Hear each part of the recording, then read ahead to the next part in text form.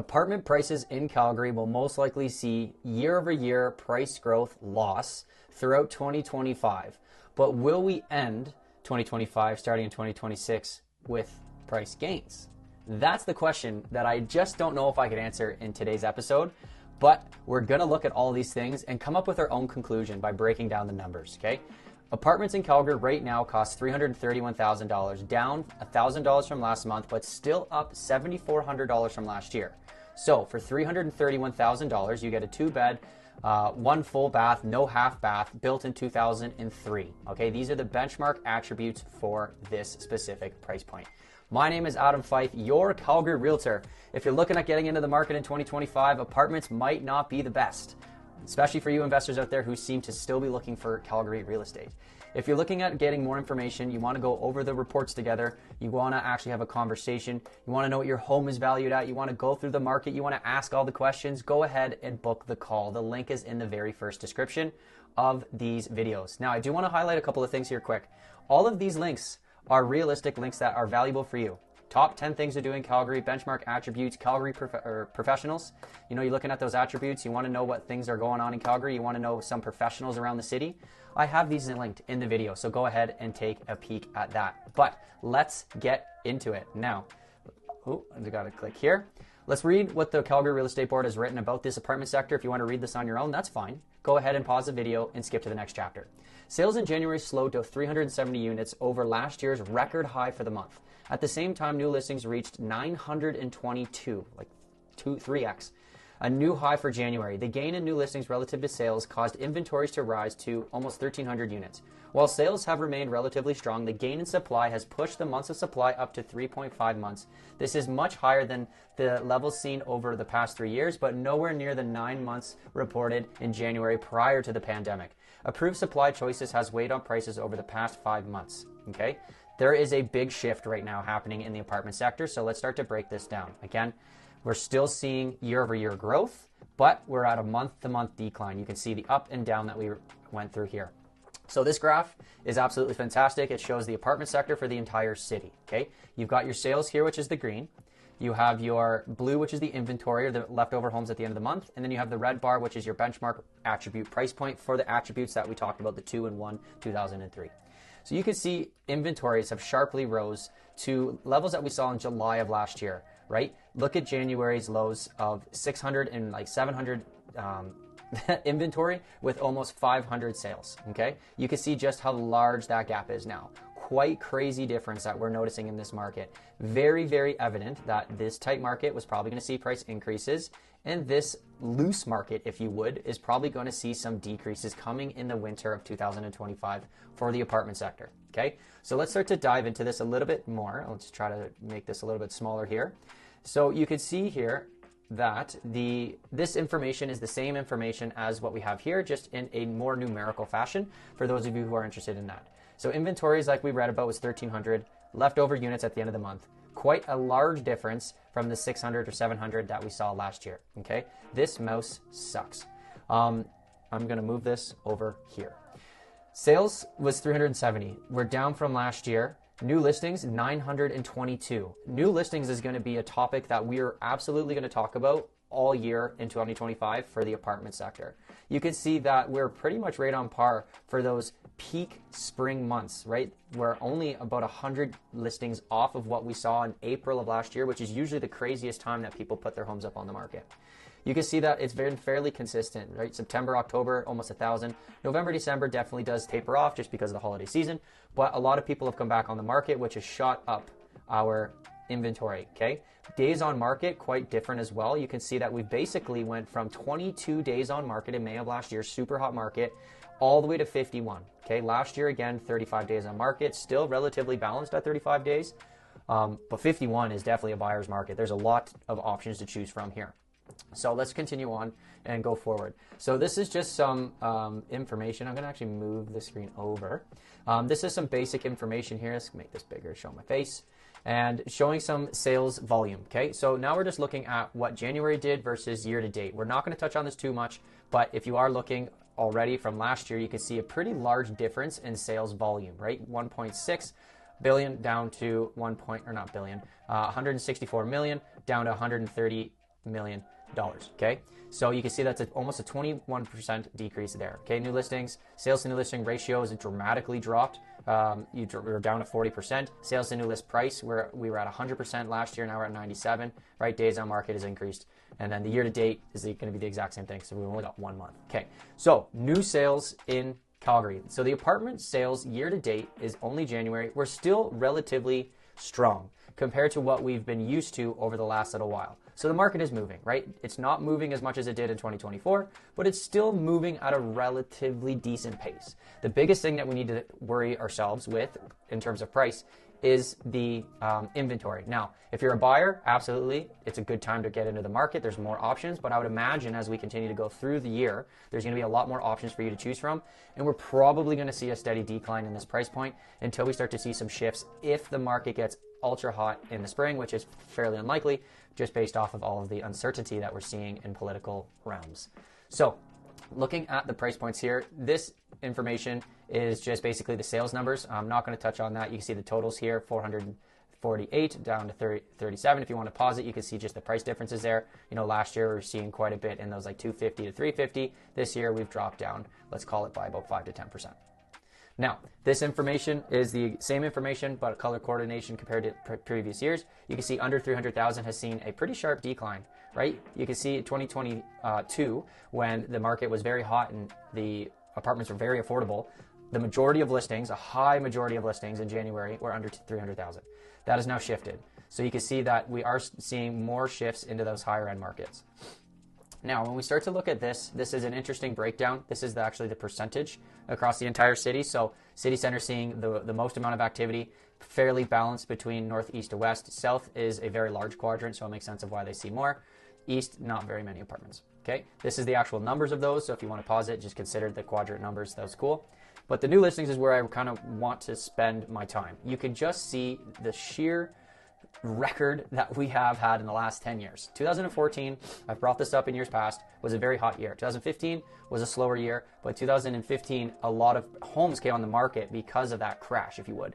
You can see that there's a lot more homes coming on the market now. Now, if you think about the dwellings that have been added to Calgary since 2015, I would love to know that number. If you know that number, comment it. But there's been a lot of projects that have completed in the last 10 years, which is adding more units in general to the market. So we're going to see a natural increase. But compared to what we've been used to, you could see that it's actually quite high up in that increase. Okay, so inventory is definitely on the rise. We can see that our trend line is going to continue to go up. Where are we going to end? I'm not sure. We got to figure out what's going on with this political level. But it's pretty obvious. We're seeing an increase, and we're most likely going to see an increase all throughout 2025, unless things change in the summer, which is fairly unlikely. Now, this is a shot at the inventory. So the inventory is just the leftover homes at the end of the month. And for the most part, the apartments is pulling up that total residential price point. And I've talked about that in my total residential video that I uploaded at the beginning of the month. But that total residential price, especially for apartments between 300 and 400, are actually dragging up that number. You can see there's in this specific price range of 3 to 4, you can see 600 leftover units. Okay, total inventory, we're not quite there yet. This is all property types morphed into one, and you can see that our total inventory is back up to levels that we are kind of used to before this craziness all happened, right? We went through 3 years of a super hot real estate market, and I would imagine we're going to start to see some balancing. We still have lots of population growth. If we go to this article here, which I can link in the description, our population is growing from all corners. It is quite interesting to kind of look at how much our metropolitan has grown, and a lot of people are looking to purchase real estate in Calgary. So, I mean, there's still going to be lots of demand, but at the same time, there is going to be an increase in inventory just based off of all the uncertainty and all these investors now getting out of the market who've purchased. So probably see more balanced markets than we're going to see any ultra buyers markets, but that's just my opinion. So months of supply, okay? We're only looking at the apartment sector here, and we can say that, you know, 2.5 to about 3.5, 4 is a balanced market. Obviously, there's directions that market goes into, and we're starting to go into that balanced market, right? So the apartments in Southeast are definitely in a buyer's market right now. There is a lot of options for buyers in the Southeast. So if you're a buyer, make sure to take your time, wait for those good opportunities, soak up older opportunities that have been on the market a little bit longer. If you're a seller, you've got to make sure that you're paying attention to this. Look at your buildings, see how many homes are left over on the market that haven't sold.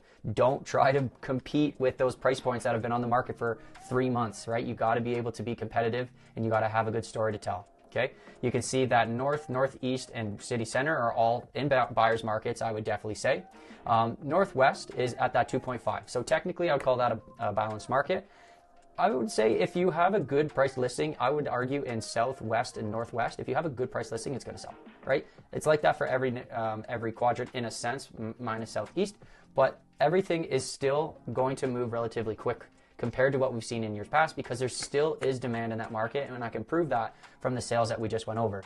But when you are getting on the market, buyer seller, you just want to make sure what you know what you're getting into. Okay, just sounded like a guy from South Park there. Okay, so home evaluations. Okay, this is super slick. I've been working with this software for about 2.5 years now, and I've had so many people use this. I cannot believe, and I thank you. I haven't called like 95% of you. You've probably put your address in here, and I've never called. That's going to change in Q1 and Q2 of this year. I'm going to actually call all of y'all who trust me. So if you want to know what your home is valued at in today's market, go ahead, scan this QR code. It is super slick. Or click that link in the description like mentioned, and you can go in here and you can actually put in your home address. You're going to get an instant homogeneous valuation, and yeah, I'll probably give you a call. Okay, so let's continue on here. This is the microeconomic breakdown for the entire city. Okay, this is a really good piece of information for those of you who are thinking about getting into the market. Now, I just want to highlight, we are in January, right? February, sorry. January is typically the slowest month of the year, right? There are some good opportunities for people to get into the market as buyers, but for sellers, you really want to avoid this market in general. So when we look at this, the average sales to new listing ratio in February is 40%, okay? This sales to new listing ratio is probably going to stick like this through in similar areas through February and through March. April, depending on weather, we could see this increase, but it is very important to know for you sellers, probably hold off or price it at a competitive price. Buyers, you have patience. Investors have patience. There are going to be opportunities that fit your needs that you can jump on for a decent price compared to what we've seen in years past. Okay. Inventory levels, months of supply, which we've already gone over. Benchmark price, these are for attributes. Now, I do want to point out that all the attributes are different for every quadrant. It's kind of dumb. I don't like the way that they do that. But if you click that link in the description that says attributes, you go over to the attributes, you go over to apartments, all of the quadrants are going to be right here. So when you're looking at these benchmark prices, you just want to make sure that you're putting the attributes over top of that, because it's not a straight line across the city. Just remember that. Year-over-year percentages, we're still in single digits, on average 5.3. You can see that west is still up almost 10, northeast is still up 8, right? Month over month, we're starting to see some negatives. You can see that south saw a huge decrease of $7,100 for those attributes. You can see that north saw 37 and west saw 39. So there are some decreases now starting to show up more and more. And I would imagine these decreases are going to stay consistent for the next few months. So just be prepared for that. With that being said, price range. You can see that this red bar is that benchmark year-over-year price change. So we hit some peaks actually last year. We hit almost 20% at one point. We were averaging around 15% year-over-year increases. That's when the market was super hot. We had super low inventory, high sales, not a lot of listings. But now we're starting to see that reverse, right? There's a lot of uncertainty coming in the market. There's a lot of population growth still for demand, but there's a lot of uncertainty about what's going to happen with our economics, both Alberta and Canada. There's a lot of tariffs coming in. We have already got some tariffs on our aluminum and our steel, right? That's going to actually affect Ontario and Quebec quite a bit. Alberta is going to see, we're going to see some action from that as well. It's going to hurt us a little bit, but Ontario, Quebec are definitely a little nervous with those tariffs. So hopefully the negotiations continue to happen. Hopefully they can actually waive those and not have any sort of tariffs, but we'll just have to see whenever the hell we get a federal election, which couldn't come fast enough, probably March 10th. So we're most likely going to see this continue to dip. I wouldn't be a bit surprised if we see this go into the negatives, right? We were at our ultra highs last year, right? I would not be surprised if we see it go into the negatives and then come back up to a year-over-year growth going into 2026. But with everything going on in 2025, I would be prepared for that. Are we going to continue to fall and dip down to 20% year-over-year loss? Absolutely not. I would argue that we're going to see a lot of inventory come to the market. There's going to be a lot of options to choose from, but I just can't see the prices falling that much. There's too much demand for Calgary, and I'm going to stick by that. Now, Calgary apartment pricing. Okay, we have seen 2023 just massive increases the benchmark price throughout the year. We did see a slowdown in 2022. We did see a slowdown in 2024. But like you can see just this growth that we saw. There's obviously going to be some sort of correction flat line, right? There's graphs don't go up consistently. They go up, they go down, they go left, they go right. Okay. There's probably going to be some sort of correction, but I just do not foresee massive declines in the condo market. Corrections to slowdown, yes, but I just don't see it. We're still fairly affordable compared to some of those bigger metropolitan cities. We can't always compare ourselves to BC and Ontario, but that's just the nature of it. That's how it works around here.